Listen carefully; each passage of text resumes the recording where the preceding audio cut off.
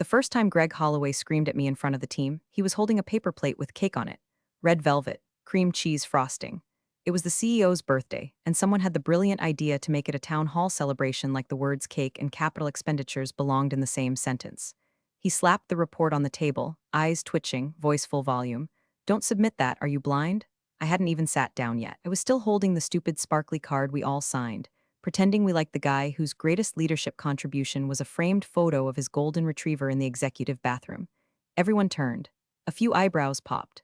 A fork paused midair. Then came that sound, half chuckle, half scoff, as if I'd handed in a spreadsheet written in crayon. I'll fix it, I muttered, though my blood was already ice. I'd reviewed that report 6 times. It was perfect when I left my desk. What the hell was going on? I didn't fix it. But before we get to that, I want to ask you something real quick. If you're listening to this and you haven't hit that little subscribe button yet, go ahead. Most folks just scroll through without subscribing, and that's totally fine, but hitting that button and liking this story actually helps the team keep these coming. No spreadsheets, no footnotes, just good old-fashioned office chaos. Served warm, now back to the cake-flavored betrayal. I sat back down at my desk, cheeks still burning from the public gut punch, and stared at the screen. Greg's tone hadn't been frustration, it was something more smug. The kind of smug that comes from knowing something you don't. He wasn't correcting a mistake, he was performing. I pulled up the report again. The formatting looked fine. The totals checked out. But then I noticed something small, stupid small, the kind of thing only someone who stared at balance sheets under fluorescent lights for 6 years would catch. Footnote 7, line 3, adjusted forecast reflects updated rounding on asset-liability ratio. Rounding? That figure hadn't needed rounding. And I sure as hell didn't write that sentence. My last saved version didn't include any adjusted forecast. I pulled up the version history from the shared drive. Greg had downloaded it yesterday. No comments. No edits tracked, just re-uploaded with a new timestamp. I clicked into the data source. That's when the dread kicked in. He'd changed a single digit, just one, from a 6 to an 8. It altered the entire quarterly asset-liability ratio by enough to make a healthy acquisition look like a steal, which, of course, it wasn't. Not unless someone wanted it to seem like Stratamore Systems was doing a little better than we actually were, right before a merger. I'm not a CPA or a lawyer. I'm a senior analyst who clawed my way up from executive assistant. My job is to get the numbers right and keep my mouth shut. But this smelled like insurance fraud got drunk at a birthday party and decided to crash a shareholder meeting.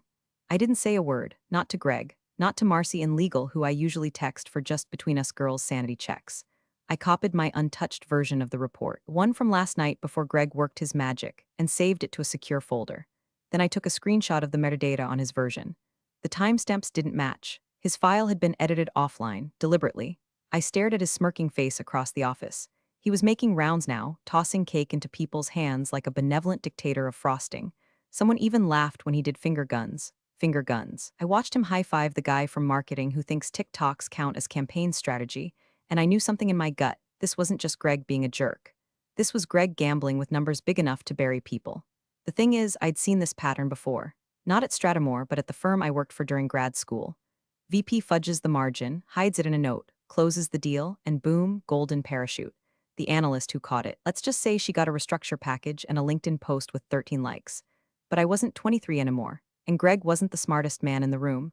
I opened a new email, typed in the name, Baird Collins, Chief Compliance Officer, attached my clean version, no commentary, no accusation, just a short subject line, Q3 Summary Report Original, and a message that said, please advise. Then I hit send. I didn't know it yet, but that email would become the quiet little nudge that flipped the whole damn boardroom upside down. And Greg? He wouldn't be doing finger guns for much longer. The second time Greg said it, don't submit that, are you blind? He did it louder, and with that look people reserve for toddlers who have spilled juice on an iPad. I was already halfway to the boardroom. He said it with a fake laugh, like he was trying to make it sound like a joke. But the kind of joke where you're also the punchline, and the setup is your professional reputation dying in real time. Formatting's off, he added, tapping his temple with his pen. Line spacing, column alignment, numbers look bloated. I told you to double-check this stuff, Olivia. Except he hadn't. There had been no I told you, no Slack message, no comment in the shared doc. Just this staged little outburst in front of the team like I'd printed the report in Comic Sans and signed it in glitter glue. I felt everyone freeze around me. Rachel from Strategy doing that thing where she looks down and pretends to type nothing, Kevin making himself invisible behind his coffee mug. It was a perfect performance, controlled humiliation. Nobody defended me. Nobody ever does in these moments. They just wait for it to pass. Like a bad smell in an elevator. I didn't speak. I just took the report back from his hand like some obedient intern and walked to my desk like my bones were made of jello. But inside, my blood was tapping out Morse code on my ribs because here's the thing, I had checked the formatting, triple checked. Numbers don't just misbehave overnight like toddlers or chihuahuas. The spacing looked fine. The headers hadn't moved. The fonts were all company standard. Helvetica New, size 11, and bloated numbers? What does that even mean? It wasn't like I fat-fingered a comma and added 2 extra zeros to the liabilities. But I went back to the file anyway, opened both versions, the one I finalized last night and the one Greg had just printed. And there it was. Footnote 7, line 3. A tiny line that hadn't existed yesterday. Adjusted forecast reflects updated rounding on asset liability ratio. It looked harmless. Harmless like a butter knife buried in your back. Because that rounding adjustment changed the entire financial trajectory of the acquisition we'd spent 6 months prepping. Instead of showing a 2.5% variance, it fudged it to 1.1%. Just enough to make the numbers look tight, smooth, merger-ready. Except they weren't. They were soft and risky. Kind of risk that gets buried under language like rounding and forecast buffer until someone signs the wrong dotted line and the company bleeds cash for 2 fiscal years. He'd done it on purpose. There was no doubt in my mind. This wasn't formatting. It was laundering, only instead of money, it was liability. I pulled up the file metadata. Greg had downloaded the original at 7:16 p.m. the night before. No comments, no change tracking. But his version had a new timestamp, 7:41 p.m., uploaded from his local drive, not the company cloud. I clicked Properties. Edited by G. Holloway, source, local disk D. Now, I don't know about you, but when your VP bypasses the company cloud to edit a financial report in the dark and uploads it 25 minutes later without documentation, that's not a formatting fix. That's a setup, and I was the fall girl. If that report had gone through with his number and been flagged post-merger, guess who'd have taken the hit? Not the guy with the corner office and a golf date with the CFO. It'd be me, the analyst who submitted the wrong numbers. The same analyst he dressed down in front of the team 10 minutes before kickoff. It was too clean, too convenient, too planned, so I sat there, humiliated but still. Quiet, like a coiled wire. I didn't send the altered version to the board. I didn't raise a red flag on Slack. I didn't throw Greg under the bus. Not yet. Instead, I opened my personal Gmail on my phone under the desk and emailed myself both versions, the clean one and his. I renamed them, Q3 Final and Q3 Greg. I attached the metadata screenshots, including his machine ID and edit timestamps. I moved them to a flash drive I kept taped under my keyboard tray, an old habit from the days when people thought I was just the assistant and left confidential memos on my desk. Then I opened the company intranet, searched whistleblower clause, and took a screenshot of the contact protocol and protection policy, just in case. Greg passed by my desk again, fake smiling like nothing had happened. He patted the back of Steve's chair and tossed a wink at marketing. I kept my eyes on the screen, fingers still. He thought I was backing down. He thought I was rattled. And to be fair, part of me was. But the other part? The part that had eaten humble pie for 6 years and sat through his Monday morning power meetings where he quoted movies and took credit for my data, that part was loading the chamber. And Greg had just handed me the bullet.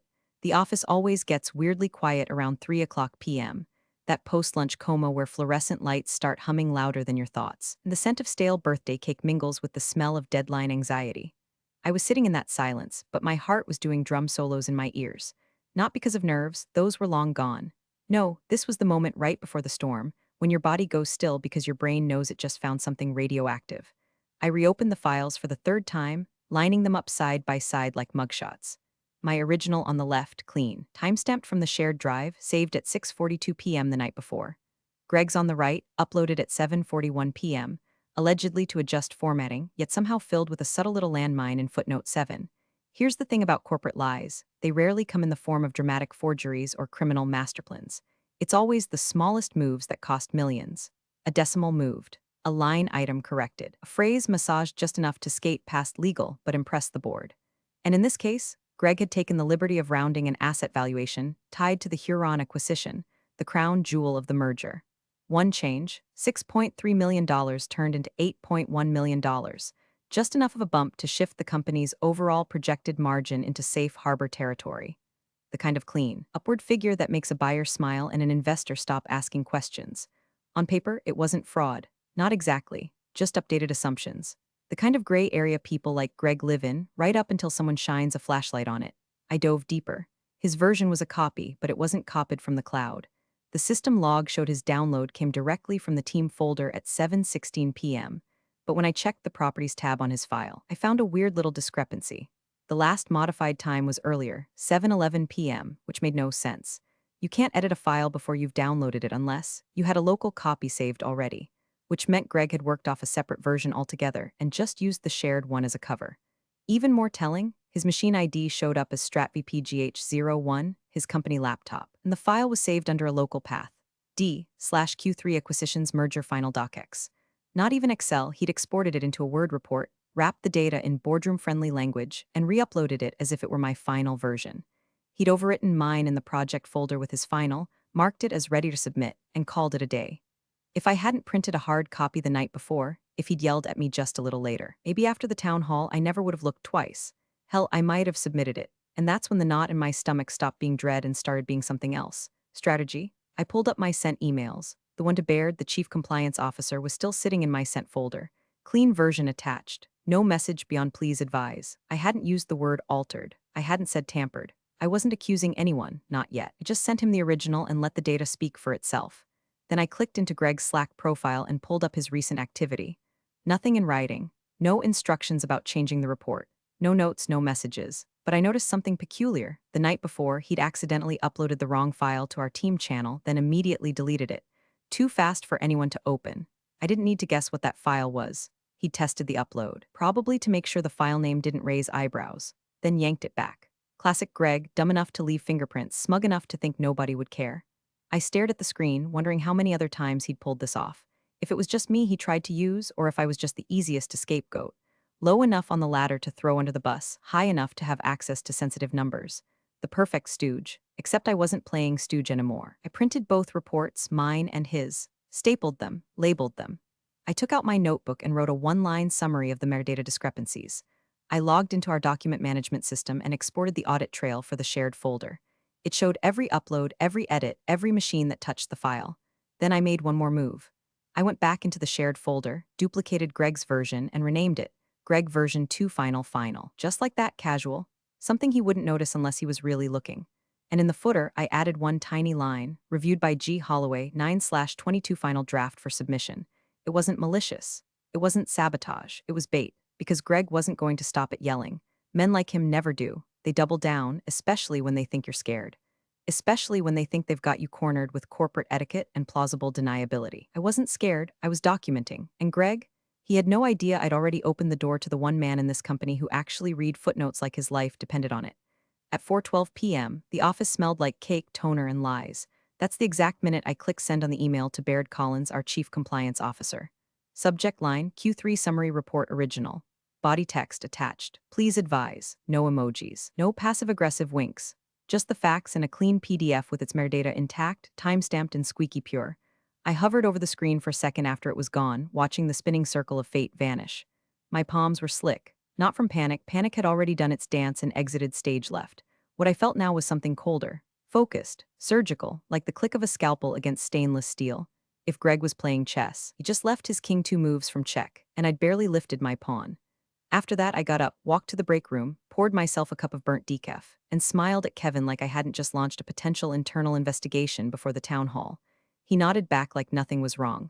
Maybe because he didn't know, or maybe because in corporate America, pretending everything's fine is just part of the job description. Back at my desk, I opened a new email window. This one went to my personal Gmail. I attached Greg's doctored file, his little masterpiece of inflated optimism, and renamed it GH version Q3 alt. I also dropped in screenshots of the file properties, version history, and the local drive path. In the body, I typed, secondary reference, do not delete. That one wasn't for anyone but me, not for HR, not for legal, just insurance. Because when you catch a VP trying to sandbag a deal with creative accounting, you don't shout. You build a net quietly, one email at a time. Then I sat still. Didn't message anyone. Didn't make a face. Didn't even open a browser window that looked suspicious.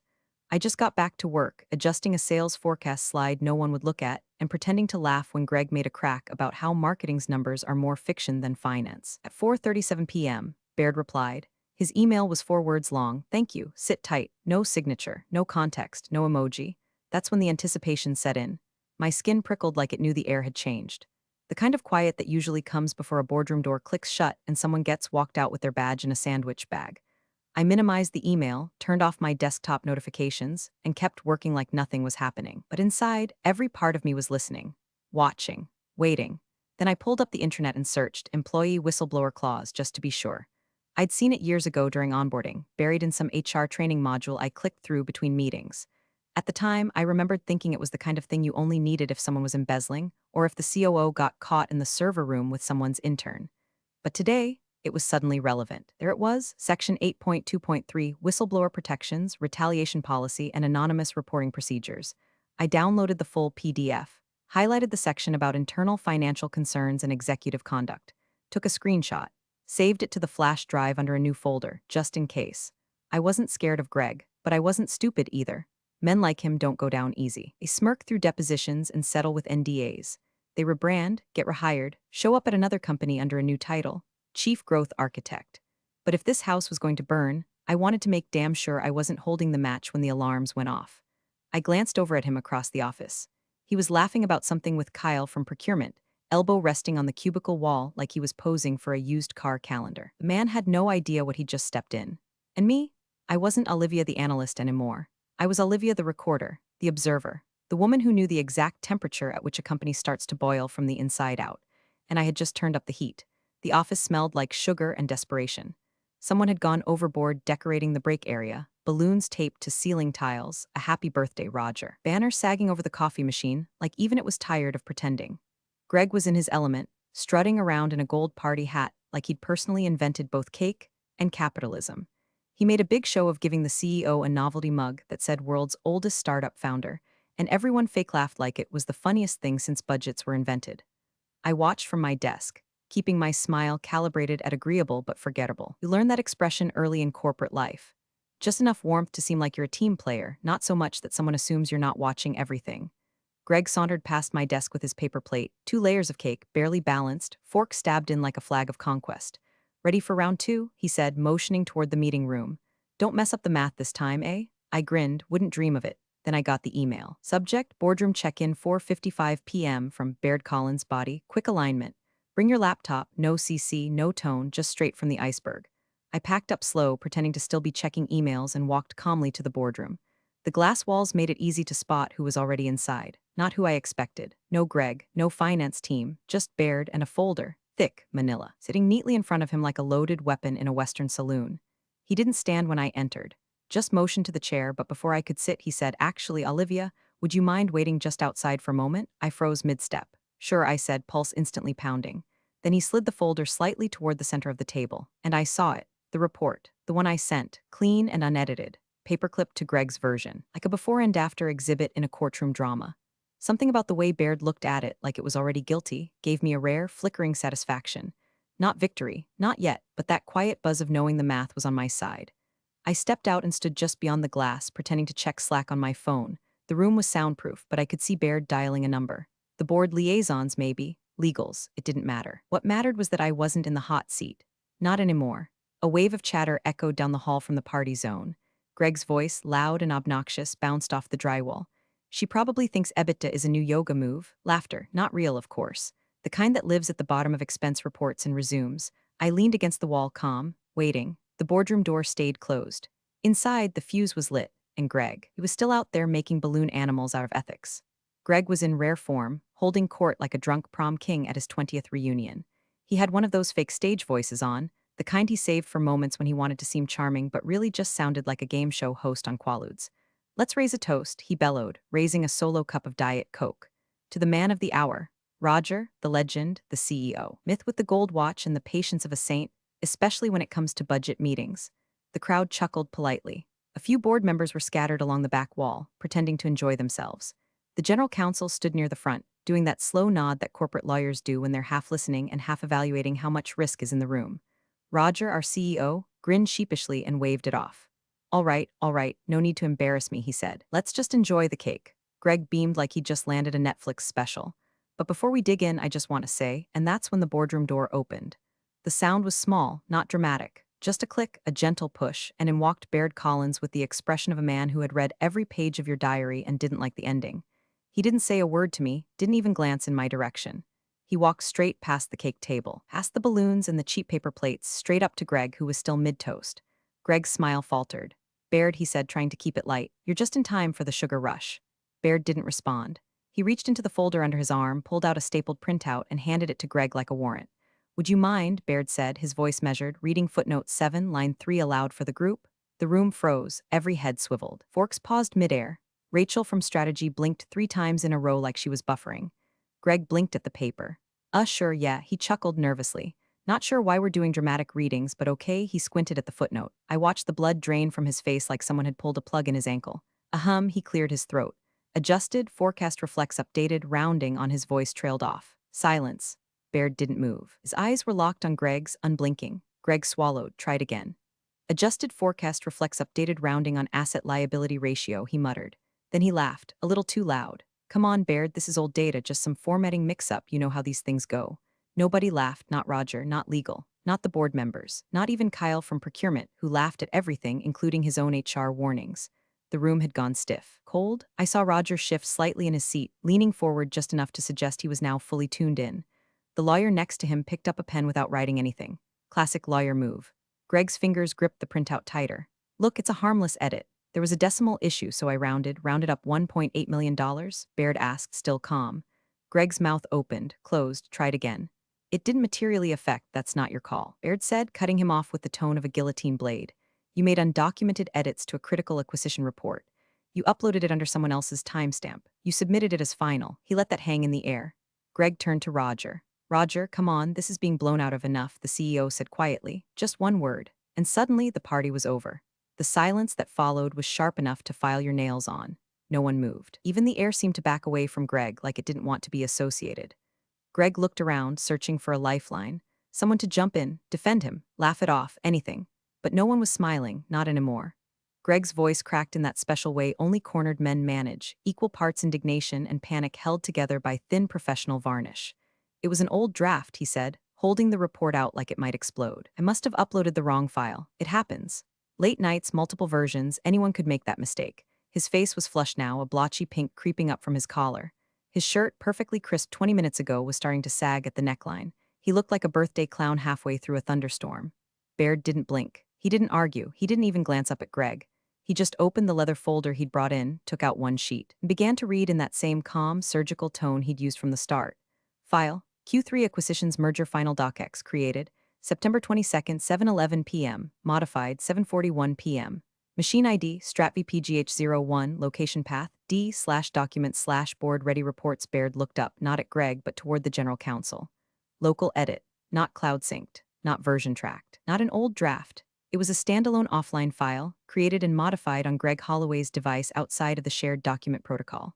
Greg's lips parted like he was about to object, but no sound came out. The lawyer from legal stepped forward now, her voice quiet but loaded. We need to move this to a closed session. That was the phrase. The corporate equivalent of locking a door behind someone and dimming the lights. Greg turned to Roger, the CEO, man he'd been toasting 10 minutes earlier. Roger, this is getting way out of hand. This is a misunderstanding. I can explain everything. Roger didn't respond, didn't shake his head, didn't nod. He just leaned back in his chair, eyes unreadable, fingers tented in front of his lips. The room shifted. You could feel it like the pressure change before a tornado. Greg's authority, his momentum, his voice, even his physical presence was shrinking by the second. He tried again. You've seen me work these numbers for 6 quarters straight. I built the acquisition model. I've been the one we're aware, Baird cut in. Greg swallowed hard. His eyes flicked around the room, grasping for something, anything. Rachel, Kevin, Kyle from procurement, nobody met his gaze. Nobody offered even a blink of solidarity. He was on an island now, and the tide was rising fast. And me? I hadn't said a word. I stood near the back, behind the circle of execs, notebook in hand, looking just curious enough to seem like I was still catching up, like none of this had anything to do with me. That was the trick. Invisibility weaponized. I watched Greg's body language collapse in on itself, shoulders curling, breath quickening. The kind of physical unraveling that only happens when the performance dies, and there's no script left to lean on. He looked like he might actually cry. Lawyer motioned toward the side room adjacent to the main floor, the glass-walled fishbowl reserved for sensitive matters. Greg hesitated, then began to move, dragging his dignity behind him like a broken briefcase. As he passed me, he glanced in my direction. It wasn't suspicion, it was fear, like some part of him knew but not how or when or where the knife had entered. Just that it had. I held his gaze for a moment, not smug, not gloating, just steady. And then I looked away, as if I didn't have a single thing to do with the man being walked into that closed-door meeting like a defendant awaiting sentencing. Because I didn't need the credit. Not yet. When the boardroom door finally opened, the only sound was the soft shuffle of Greg's dress shoes dragging across the laminate floor. He came out first, no blazer, no birthday charm, no smirk. just a pale, silent man walking slightly behind an HR director with a clipboard and the expression of someone who'd had to do this far too many times. Greg didn't even glance at the rest of us. His eyes were fixed on some invisible point in the distance, like if he stared hard enough, he could time travel back to yesterday and delete the footnote. The room didn't exhale until the door clicked shut behind them. Nobody said a word, not the CFO, not legal, not even Roger. It was like we were all waiting to make sure it had actually happened, like he might come bursting back and yelling, "Just kidding," with another damn spreadsheet and a frosting-streaked mug. But he didn't, he was gone. I had barely made it back to my desk when the message popped up. From CEO Executive Assistant subject, Executive Team Sync 5:30 p.m. Private, body, Olivia CEO requests your presence in Conf RMA. Please bring your laptop. My heart thumped once heavy. Not with fear exactly. Just wait. That final gravity of knowing the moment is about to shift, and whatever you do next, there's no stuffing the genie back into the PowerPoint. I grabbed my bag and walked across the hall to conference room A, the one they only used when the stuff was real. The pre-em and a deal room. The we're changing leadership room. The kind of place that didn't need a sign to make you sit up straighter. Inside, lights were dimmer and the energy sharper. Roger sat at the head of the table, flanked by Legal and Baird. Two other senior VPs were present, one from Risk, one from Strategy. No small talk, no snacks, just eyes on me as I entered. Olivia, Roger said, his voice even. Please have a seat. I did, spine straight, fingers folded over my knee. I didn't fidget, didn't try to smile. You've had a long day, he said, glancing down at the folder in front of him. Just wanted to thank you, quietly. He let the word linger. Your discretion during all this, it didn't go unnoticed, he continued. And your accuracy in documenting discrepancies was, he paused, searching for a word that felt like it had weight, exemplary. I gave a small nod, still holding my breath. Baird slid an envelope across the table. It was thick. Cream paper, unmarked except for my name in sharp black ink. This is formal acknowledgement of your cooperation, he said. You are not under any form of review. This remains confidential. Your name has not been raised in any discussions outside this room. That part hit harder than I expected. Not mentioned, not credited, not exposed. For now, Roger continued. Greg's departure will be handled at the highest level. The board has already been briefed. He'll initiate audit protocols to review all prior submissions he's touched in the past 2 quarters. He leaned forward, elbows on the table. If anything further is discovered, we may need your assistance. But as far as this incident is concerned, your role is complete. Complete. I nodded again, slower this time. I want to reiterate, he added, you did the right thing, the smart thing. Then a small, unexpected chuckle from the Risk VP. Hell of a birthday, huh? Nobody laughed, not really. But I felt something loosen in my chest, just slightly, not a full breath, just the edge of one. They dismissed me after that. No marching band, no gold stars, just polite nods and a door held open. I walked out with the envelope clutched like a relic and passed by a group from HR who were whispering too loudly by the copier. I didn't stop, didn't slow. Back at my desk, nobody looked up. It was like nothing had happened. Greg's name hadn't been scrubbed from the org chart yet. His desk still had a coffee mug and a cactus on it, but the air felt different, charged, like static before the thunder. And I knew there was still one thing left, one final beat, because Greg hadn't just embarrassed me in private, he did it publicly. And now, that last page was about to turn. The email hit our inboxes around 4:45 p.m. Subject line, urgent department clarification, meeting at 5 p.m. attendance required. No details, no agenda, just a room number and the kind of tone that made you close every other tab without thinking. I got up slow, grabbed my notebook, not because I needed it, but because showing up empty-handed to something this quiet felt like walking into church without shoes. People filed in with that same unspoken tension, glancing at each other like we were all extras in a movie we hadn't been given the script for. The room was already set. Chairs in a circle, too close together, like we were supposed to pretend we were all part of the same happy little village. The CEO stood near the front, hands clasped, mouth tight. Baird stood beside him, holding a familiar manila folder. A woman from the board, Miss Reinhardt, a corporate executioner in pearl earrings, was present too. Expression unreadable. And then they brought Greg in. He looked smaller. No birthday hat, no jokes. His blazer was gone, sleeves rolled. His collar hung open like it had been yanked loose in a panic. He didn't look at anyone, just kept his eyes low the way people do when they know every glance is a judgment. The door shut behind him with a soft click. No one spoke. Then Baird stepped forward and handed Greg a single piece of paper. It was the report, not a summary, not a redacted note, the full damn report. Baird didn't say a word, he just passed it over like it was a lit fuse. Miss Reinhardt cleared her throat. Greg, we'd like you to read line 3 of footnote 7. Greg looked up, blinking like he'd misheard. Now, she added. He hesitated. His fingers trembled slightly as he adjusted the page. Adjusted forecast, he started, then stopped. His throat worked like he was trying to swallow a stone. The room held still. No phones, no whispers. Just the low hum of the HVAC and the sound of Greg Holloway realizing in real time that there would be no more spin, no more charm, no more second drafts. Baird's voice was a whisper, but it cut through the silence like a razor. Read it, as submitted. Greg's lips parted. Nothing came out. He tried again. Still nothing. A cough from the back. Someone shifted in their chair. And then, from the front of the room, Roger, our CEO, man of the hour whose face still hovered on a dozen balloons sagging from the ceiling, spoke. You submitted this, he said quietly, voice flat, on my birthday. No anger, no theatrics, just a wait. Greg's eyes darted around the room, looking for a savior, a lifeline, a door. When that failed, he did what he always did. He looked at me, I met his gaze. And I didn't say a word, no smirk, no nod, no triumph smeared across my face like cheap frosting. Just the same stillness I had when he first snapped at me in front of everyone. The same stillness I had when I spotted his fake rounding trick buried in the footnotes. The same stillness I carried when I forwarded the report instead of fixing it. It stretched on, 1 second, two, until even the silence grew uncomfortable. Then Baird stepped forward and took the paper back without a word. The meeting ended without ceremony. No scolding, no announcement, just a corporate guillotine wrapped in passive tone and closed-door policy. HR took Greg aside again, this time for the final time. The rest of us filed out slowly, like leaving a funeral for someone nobody really liked. And there it was, off to the side on a folding table by the windows, the cake. Still whole.